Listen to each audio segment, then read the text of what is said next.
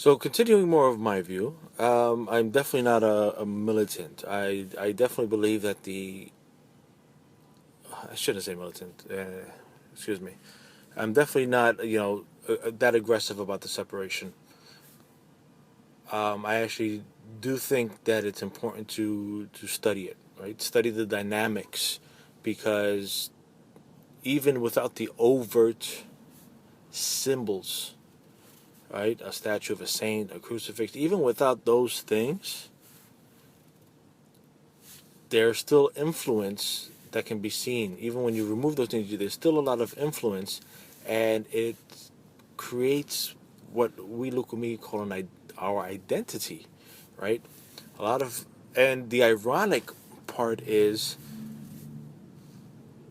some of these things you won't even know that they're Christian in origin. Some of these practices, you wouldn't even know they were Christian in origin unless you went out of your way to study Christianity, right? Like I have.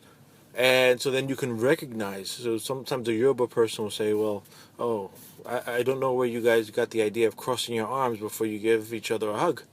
That is not from my country. And then most people I know say, oh, well, that's just the way it is. That's an African greeting.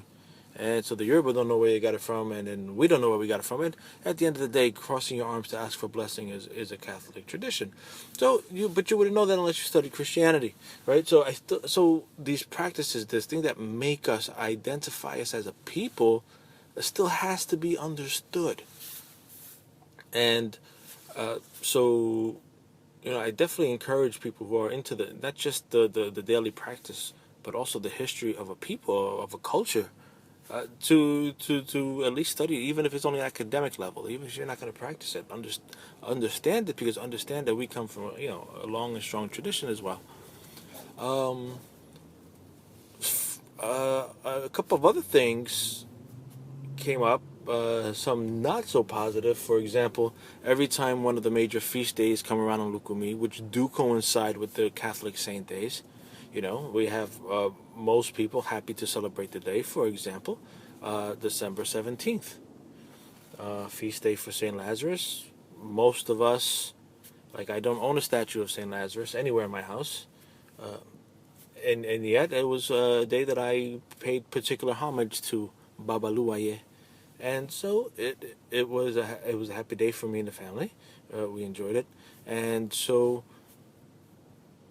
but what would be the consequence of picking another day, right? And I'm going to go through some of the other examples. So why not December 17th? Do we now have to pick a day in the year that's not December 17th just out of spite? And what I would argue is that it would be better to keep the Orisha days in Lukumi as they are than to try to change them now. And here are my arguments, my reasons for this. So first, as you probably know, there is no single governing body in Lukumi, right? We are essentially houses, and these houses come from lineages. And there's only a limited number of lineages, but you don't have this really widespread leadership. So there's really nobody in existence, nobody living can actually create a mandate and say, oh, from now on, June 9th is going to be the new St. Lazarus Day. Right? No, nobody has the authority to do so. And so one of the things that you do in arbitrarily changing the day would be to cause some confusion, right? And even if it happens to have originated with a Catholic celebration, right? Um, it still serves as a unifying point for us, right? So imagine we all decided to do any day except December 17th. Well, then who's going to make the decision? Everybody's going to have their own opinion, and then we'll be more divided than unified. And so, and I'll use the other example for September 24th, Obatala, which is my Orisha. So I understand Obatala just a little bit better. I've taken more time in studying him. So let's say, for example, September 24th is no good. we should choose a traditional Yoruba time to celebrate Batala festival, Batala, and so then my question would then be, well, which date would you pick? Oh no, because remember, the Yoruba people are not a monolithic people, right? Every city has its culture, every city has its traditions, and it just so happens, at least in Obatala's case, many cities have their own feast periods. And so it's my understanding that Ileife, which is the source, right, the original Batala festival in the world, their celebration begins somewhere mid-January, more or less. Never the same day every year, but more or less mid-January. So should we follow Ife's tradition? Maybe. Maybe we should follow Oyo's tradition, which coincides, I believe, with what we call spring. I think it's April, May. So maybe we should celebrate about the last festival there. Or how about Owu, O-W-U, right? Theirs is somewhere in September, early October, something like that.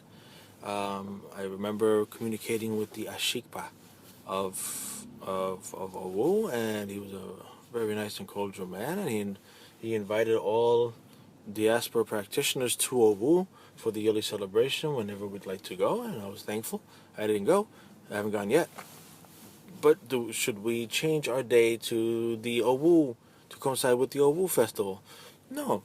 I don't see what benefit would be added. One thing you'll notice where you almost never see this quibbling, right, is in the Lukumi practice of Ifa and Orumila, right?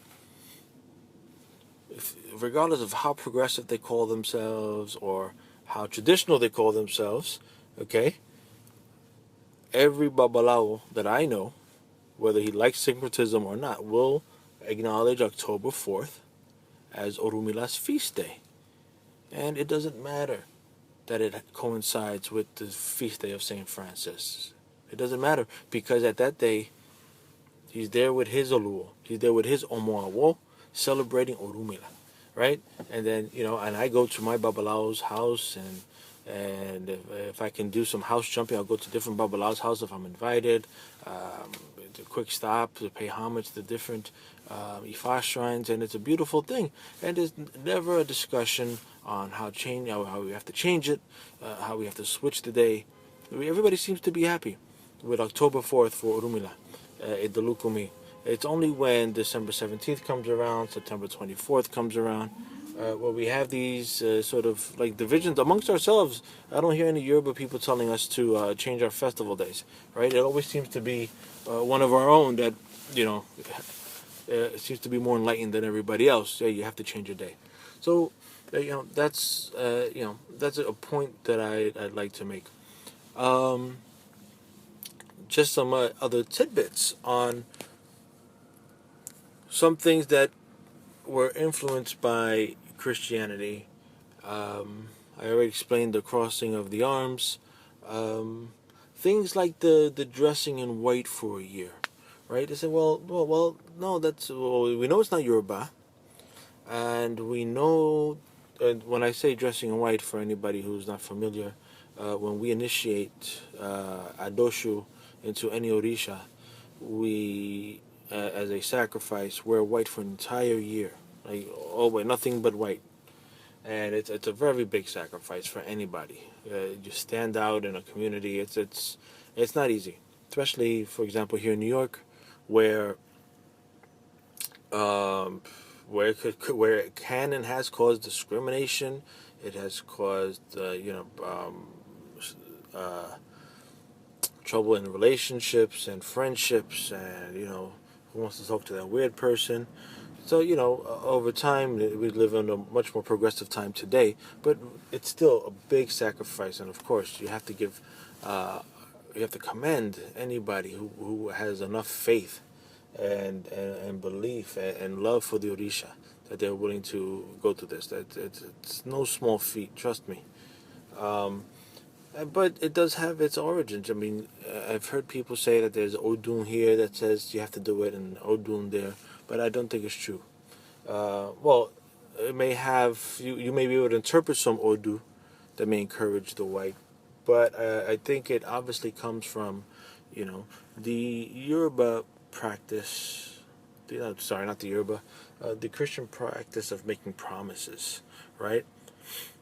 The promises you'd make, for example, oh, if my child is sick, I'll make a promise to do this for an entire year or for the rest of my life if you heal my child. And it was very, very Catholic practice. And so coming back to St. Lazarus, it's very common for people to dress in sackcloth uh, when a promise has been fulfilled by St. Lazarus. And sackcloth is obviously a demonstration of extreme poverty. You wouldn't wear that unless you had no absolute choice. Uh, so these promises, it's an outward sign of devotion. But I think about it, when I think about it, I see certain traditional African concepts being manifested in the dressing in white. So I'll give you a couple of examples of things that I heard growing up, that I've read, and why. I'm not. Again, I'm not saying that the dressing in white for an entire year is traditional. Traditional Yoruba, I should say. It is traditional Lukumi. But I will say that there are some concepts. So one of the things I always grew up hearing was that the whole, staying, sequestered for 7 days of your initiation was a shortened period. That in ancient times, the period